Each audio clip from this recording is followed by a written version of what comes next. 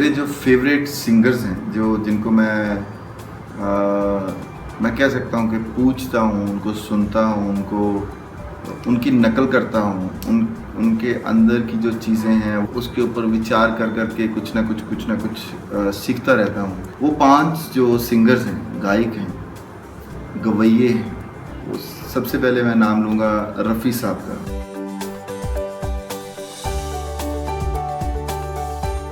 मोहम्मद रफ़ी साहब, जिनको मैंने बहुत सुना है, बचपन से बहुत सुना है।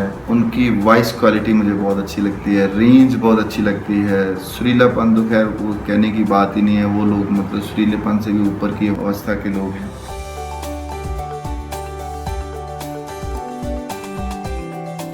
लता जी हैं, लता मंगेशकर जी, वो उनकी आवाज़ की सारी दुनिया कायल है। और जो सुरीलापन, जो फील, जो वॉइस का एक्सप्रेशन होता है, क्योंकि वॉइस का एक्सप्रेशन देना बहुत मुश्किल होता है। जब हम लोग एक्टिंग करते हैं तो फिर तो हम लोग हाथ मार सकते हैं, हमारे फेस से पता चलता है कि हमें गुस्सा आ रहा है, खुशी हो रही है या कुछ। मगर आपने एक डार्क रूम में जाके अपने वॉइस के थ्रू लोगों को ये महसूस कराना कि ये लफ्ज़ का क्या मतलब है और ये लफ्ज़ का क्या विज़न है, वो बहुत मुश्किल होता है।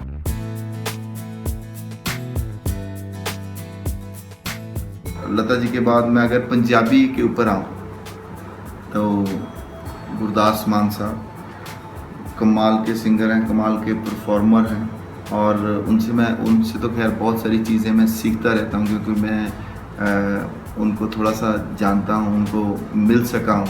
सबसे पहले मुझे याद है बब्बे हाली एक पिंड है गुरदासपुर में, जब मैं 9th 10th क्लास में था, जब उनको हम लोग स्कूल से भाग के वहाँ से मतलब फरलो लगा के हम लोग उनको सुनने गए थे।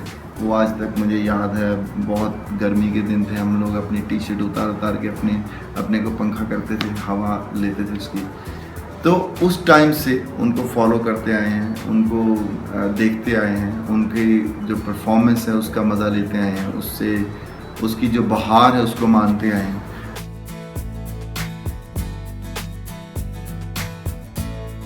अगर मैं बिल्कुल फोक पे जाऊं, क्योंकि बहुत सारे आर्टिस्ट हैं, मगर मैं बहुत चुनिंदा लोगों, क्योंकि मैंने 5 की बात करनी है, तो जैसे कुलदीप मानक साहब, बहुत ऊंची रेंज, जो एकदम हाई पिच पे गाने वाले और सुरीले और पंजाबी फोक अखाड़ा करने वाले जो बंदे थे। मैंने उनको देखा है कि 30 40 50 हज़ार लोगों को वो एक तबला, एक हारमोनियम, एक मटका और एक चिमटा, 4 साज होते थे, उससे लोगों को पागल कर देते थे। लोग खड़े हो जाते थे, लोग नाचते थे, लोग मस्त हो जाते थे उनकी गायकी से।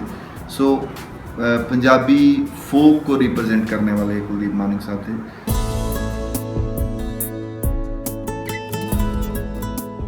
उसके बाद अगर मैं बात करूं सूफ़ी म्यूज़िक की, उसमें बहुत सारे लोग हैं, मगर अगर एक किंग जो है वो है नुसरत फ़तेह अली खान साहब। नुसरत साहब के बारे में जब मैं बात करता हूँ, मुझे लगता है कि उन्होंने अपने संगीत का जो बीज है उसको बखेरा है दुनिया में।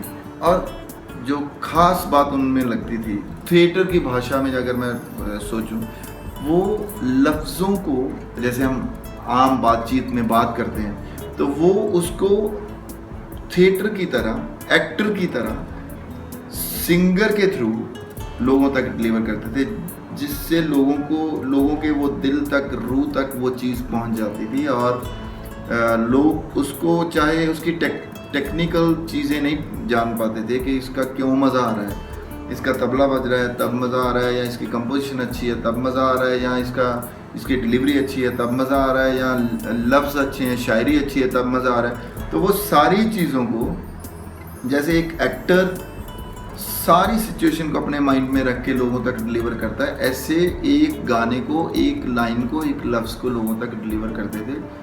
सलाम।